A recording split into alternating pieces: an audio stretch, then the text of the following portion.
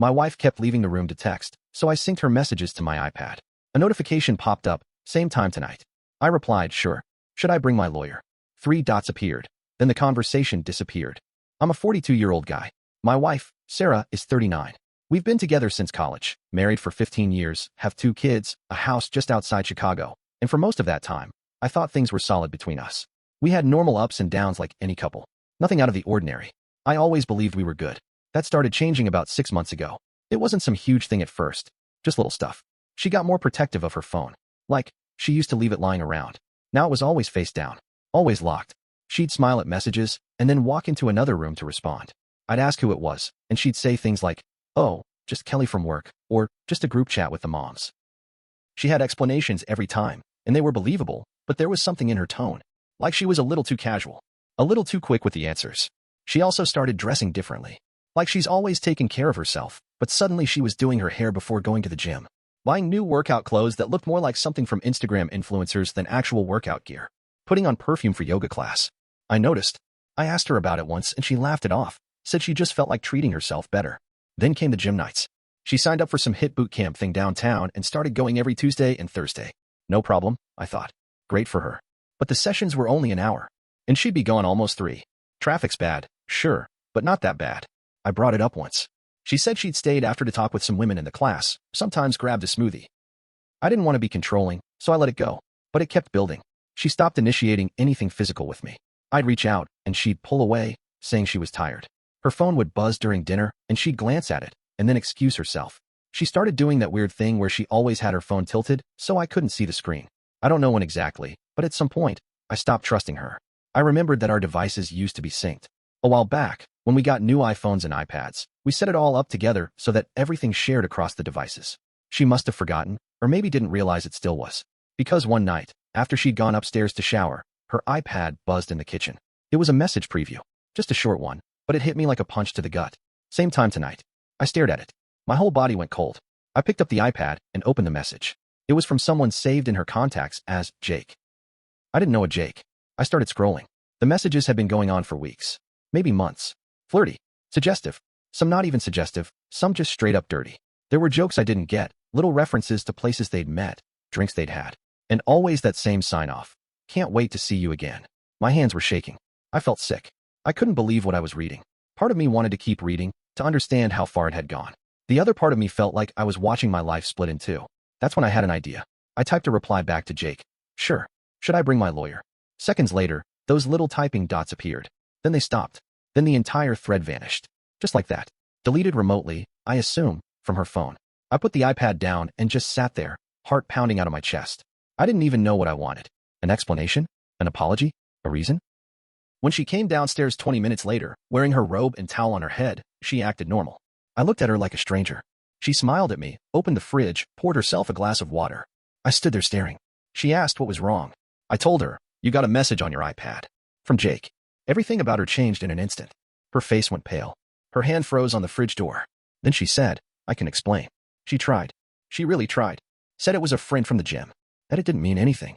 That she was just flirting. That she liked the attention. That it never got physical. I called bullshit. I told her I saw the messages. The ones with the hotel name. The one that said, you wore me out. The one where he said, still thinking about that thing you did in the elevator. She started crying. Full on sobbing. Said she was sorry. Said she didn't know why she did it. Said she still loved me. I didn't know what to say. I still don't. That night, I slept on the couch. She stayed in the bedroom. I couldn't even look at her. Since then, everything feels like it's falling apart. We haven't told the kids anything.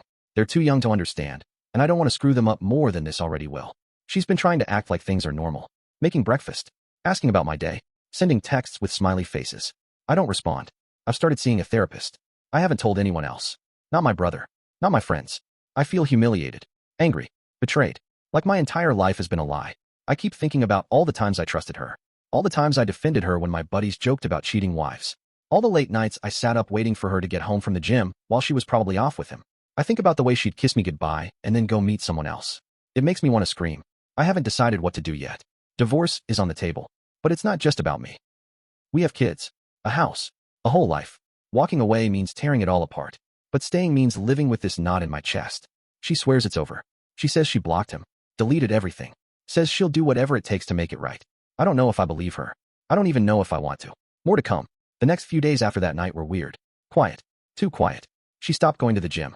No more Tuesday and Thursday night classes. She stayed home, made dinners, hovered around me like she was walking on eggshells. I barely spoke. I was polite around the kids, acted like everything was okay, but behind closed doors, we were two ghosts sharing the same space. One night, after the kids were asleep, she sat down across from me in the living room. No phone, no distractions, just her, eyes red, hands clenched. She said, "I want to tell you everything. No lies. You deserve that." I didn't say a word. I just looked at her. She took a deep breath and started talking. She told me she met Jake 6 months ago at the gym, like she'd said before. But it wasn't just friendly chats. She said the first time it crossed a line, he touched her back during a stretch and she didn't stop him. A week later, he kissed her in the parking lot. From there, it escalated fast. They got a hotel room after one of their gym nights. She said it only happened a few times. That was the first lie. I knew it wasn't a few times. I'd seen the messages. She said she ended it 3 weeks ago. Blocked him. Felt guilty. Said she wanted to fix our marriage. But she kept talking to him because he wouldn't leave her alone. That's what she claimed. I asked her, straight up, "Were you in love with him?" She didn't answer right away. She looked down, wiped her eyes, and whispered, "I don't know." That crushed me. Not a no. Not a yes. Just that. Then came the twist. A few nights later, my phone buzzed around 10 p.m. It was a message on Facebook Messenger from a name I didn't recognize. I opened it. Just one sentence. "You're not the only husband she's lying to." There was a photo attached. It was a blurry shot of my wife and Jake. But not just them. Another man was in the background.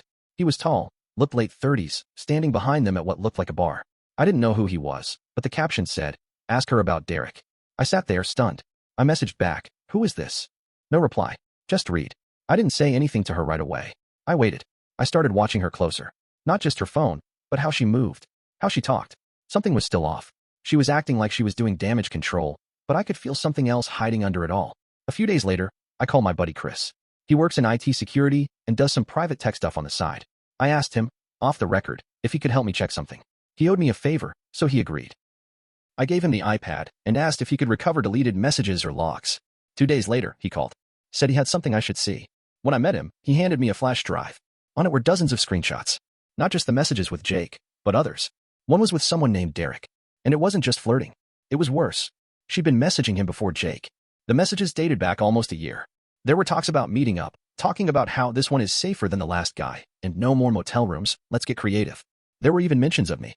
Stuff like, "He's so clueless it hurts," and "He thinks I'm out doing meal prep with Jenny, LOL. I was shaking reading them. I felt like an idiot. She wasn't just having an affair. She was living another life. A secret version of herself that had nothing to do with me.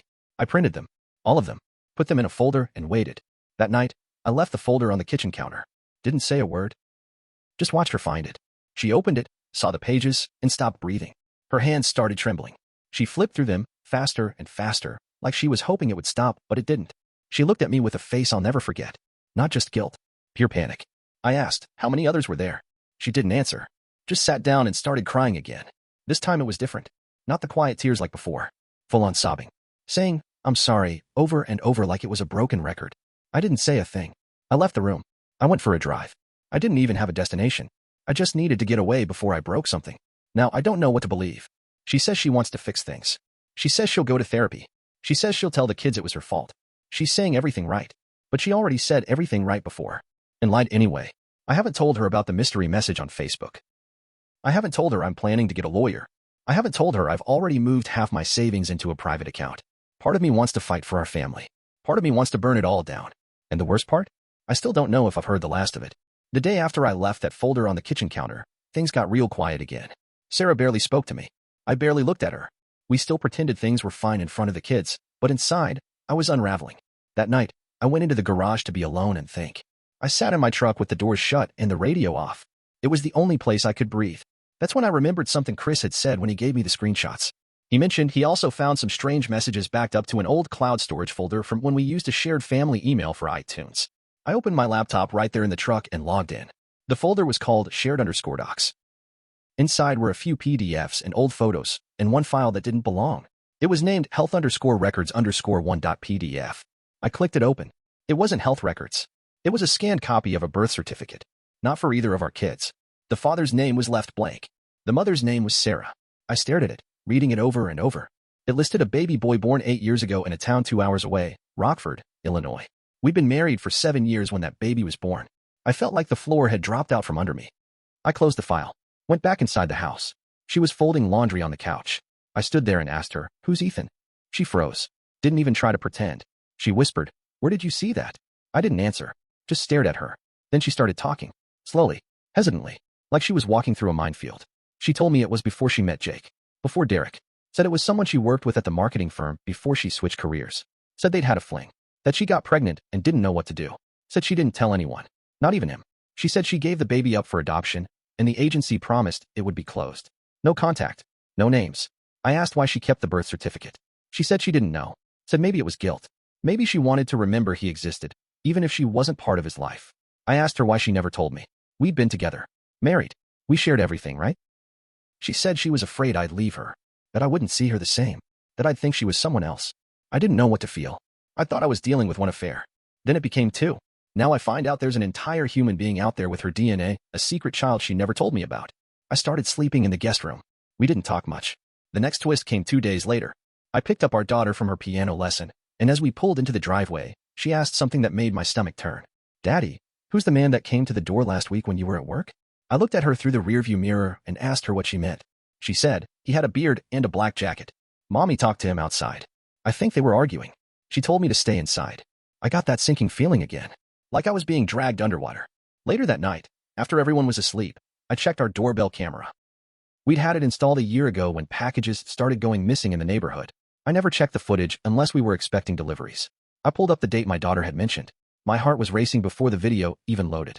There he was, a man with a beard, black jacket, tall, angry. He rang the bell, stepped back. Sarah opened the door and quickly stepped outside, shutting it behind her. The camera didn't pick up their voices clearly, but it got enough. You could hear tension. You could hear her say, "You're not supposed to be here." He said something about rights and my son. Then she looked toward the house and whispered sharply, "Keep your voice down. My husband's at work." That was it. That was all I needed. Derek wasn't just some guy she slept with. He was Ethan's father. She hadn't blocked him. She hadn't cut him off. He was showing up at our house, demanding something. Probably custody. Maybe a connection. Who knows? And I'd been living in the dark, thinking I had a normal wife, a normal life. At this point, the cheating almost didn't even matter anymore. This was deeper. This was betrayal on a level I never imagined. I haven't confronted her about the doorbell video yet, or the fact that our daughter saw the whole thing. I don't know if I'm waiting for the right time, or if I'm just too tired to keep peeling back the layers of lies. She says she wants to fix things, but I don't think she even knows how deep the damage goes. I keep asking myself, who the hell did I marry? And what else is she still hiding? I waited 2 days. 2 days pretending I didn't know. Pretending I wasn't holding a ticking bomb in my chest. Watching her put on her fake smiles. Asking me if I wanted eggs in the morning. Folding my laundry like we were still a team. I couldn't do it anymore. That Saturday morning, I told her we needed to talk. Sent the kids to my sister's place for a sleepover. Said we needed time to reset. She looked relieved, like she thought I was finally softening. Like I was ready to forgive. I wasn't. We sat across from each other in the kitchen. Same spot where I left the folder. I didn't waste time. I opened my laptop and played the doorbell footage. I didn't say a word, just let the silence wrap around us as the video played. Her face went from confusion to fear in seconds.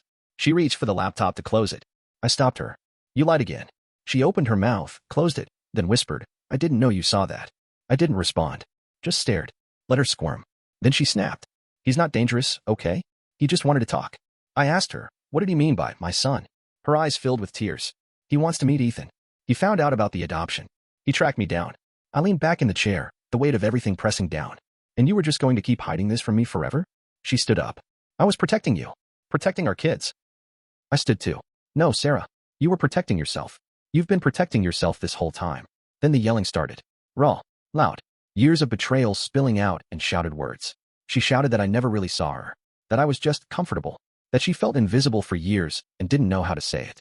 I shouted back that I gave her everything. My time, my loyalty, my life. And she gave me lies. Cheats. Secrets. Then it came out. The real reason Jake and Derek were more than flings. She screamed, because they made me feel alive. And just like that, everything in the room shattered. Not the dishes. Not furniture. The illusion. The myth that I knew this person across from me. It died right there in our kitchen. She dropped to the floor, sobbing. Hands over her face. I stood there, heart racing, every muscle tense. Then the front door opened. My sister. She wasn't supposed to come back until the evening. But the kids had gotten sick, and she thought we should know. She stepped into the house and saw Sarah collapsed on the kitchen floor. Me standing like I was frozen. "What the hell is going on?" she said, staring between us. I told her the truth. All of it. Right there in front of Sarah. I didn't even care. My sister's always been blunt, brutally honest. She didn't hold back. You let him raise your kids while you were off playing house with gym guys, she said to Sarah. And now there's a whole other kid out there? Sarah cried harder. My sister pulled me aside, whispered, you need to get out. At least for a while. This is beyond fixing. I nodded. That night, I packed a bag. Just the basics. Told Sarah I needed space. She didn't fight me. She just stood in the doorway crying, saying she was sorry. Over and over. I stayed at a motel for a few days. Thought a lot. Drank a little. Called a lawyer. Not to file yet, but to prepare. The emotional aftermath was like being in a car crash you walked away from, but every bone still ached. I went back for the kids. Took them for the weekend. Didn't say anything about the separation. Just told them mommy and daddy needed time. Sarah sent texts every night. Some long, some short. Mostly just, I miss you. Or please talk to me. I didn't reply to most. I started seeing the therapist more often. Told her everything. She said I was dealing with complex trauma. I said, yeah, that sounds about right. A few weeks passed. Sarah asked to meet. One last time. Not to beg. Just to talk. We met at a park near the lake. Neutral ground. She said she was getting help. Seeing someone. That she finally understood what she'd done. How deep she'd hurt me. She wasn't crying this time. Just quiet. Still. She said she wouldn't fight me if I wanted to leave. That she'd respect whatever I chose. That she still loved me. But she understood if I couldn't come back. I nodded. Told her I didn't hate her. But I didn't trust her either. And trust was everything. We hugged. Not like lovers. Like people who had once loved each other and now didn't know what they were anymore. That was the last time we were alone together. I filed for separation the following week. We're working out custody. The kids will be okay. I'll make sure of that. As for me, I'm not okay. Not yet. Some days I feel nothing. Other days, I feel everything at once. Grief, rage, guilt, even relief. But I'm healing. I'm learning that love isn't just about time. Or marriage licenses. Or shared bills. It's about trust. And once that's gone, everything else falls with it. Do I regret loving her? No. But I regret not seeing her sooner. And that, I think, is the hardest part.